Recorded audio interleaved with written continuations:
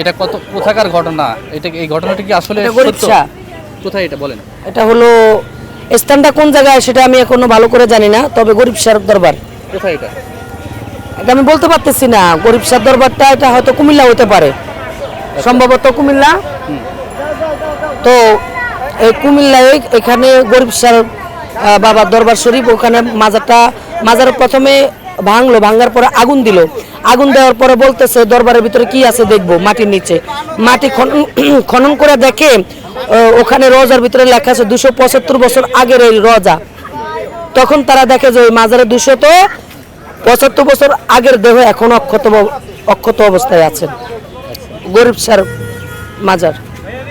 আচ্ছা, সম্প্রতি যে মাজার ভাঙচুর করা হচ্ছে এই বিষয়ে কোনো বক্তব্য আছে আপনার? এই বিষয়ে অনেক বক্তব্য দিছি ভাই, এখন আর পারতেছি না, অনেক টায়ার্ড হয়ে গেছি এখন। আচ্ছা, অনেক টায়ার্ড হয়ে গেছে। এখন একটা অভিযোগ আছে যে যে সমস্ত মাজারগুলো ভাঙছে সেগুলো তো সবগুলোতেই অসামাজিক কার্যকলাপ হয়। আপনার না, এগুলো ভুয়া কথা। অসামাজিক কাজকর্ম মাজারে হয় না, এটা আপনার ব্যক্তিগত ব্যাপার। আপনি বাসায় নিয়ে একটা নর্তকী নাচালে এটা আপনার কেউ দেখবে? মাজারে গিয়ে কোনো নর্তকী নাচাতে পারে না। যারা নর্তকী নাচা, যারা ওই যে কিছু কিছু শিল্পীরা নিয়ে দেখেন, আপনারা ইউটিউবে দেখেন যে কিছু কিছু ছোট ছোট মেয়েরা গায়ে ওড়না থাকে না, মানে তাদের ওড়না কোথায় থাকে, তারা কোথায় থাকে, একজন এসে একজনের চুমা দেয়, গলা ধরে জড়ায় ধরে ওখানে মদ খায়, এগুলো করে তারা। এটা মাজারে করে না।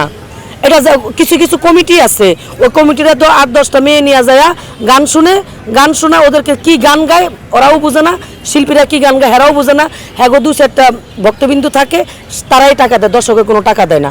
বিভিন্ন মাজারে আল্লাহু আল্লাহু স্লোগান দেয় আর গাঁজা খাই না, এটা ভুল কথা, এটা একদম ভুল কথা। কে বলছে? আল্লাহু আল্লাহু বলে কি গাঁজা খাওয়া যায়? আল্লাহর সাথে গাঁজার লগে সম্পর্ক কি?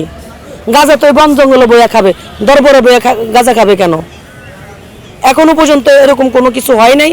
আর যারা বলতেছে এটা ভুয়া, একদম বানোয়াট কথা।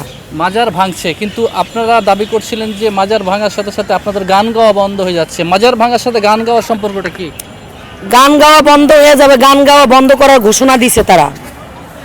যারা গান বন্ধ করার ঘোষণা দিছে, আমি মনে করি তারাই মাজার ভাঙতেছে। কারণ আল্লাহর অলি আউলিয়ারা এখানে থাকলে, বাংলাদেশে থাকলে তারা অসামাজিক কাজকর্ম করতে পারবে না। যার জন্য আল্লাহর অলিদের দরবারে আগে হানা দিচ্ছে, তারপর হলো শিল্পীদের উপরে হামলা করবে। কিছুদিন আগে বাউল শিল্পীদের উপরে অনেক হামলা করছে, মাথার চুল কেটে দিছে, শিল্পীদেরকে পিটাইয়া স্টেজ থেকে নামাইয়া দিছে। তাহলে আজকে কিন্তু এগুলোই আবার করা শুরু করছে তারা। এরা কারা? ঠিক আছে, ধন্যবাদ আপনাকে। না তো আর কারো আছে?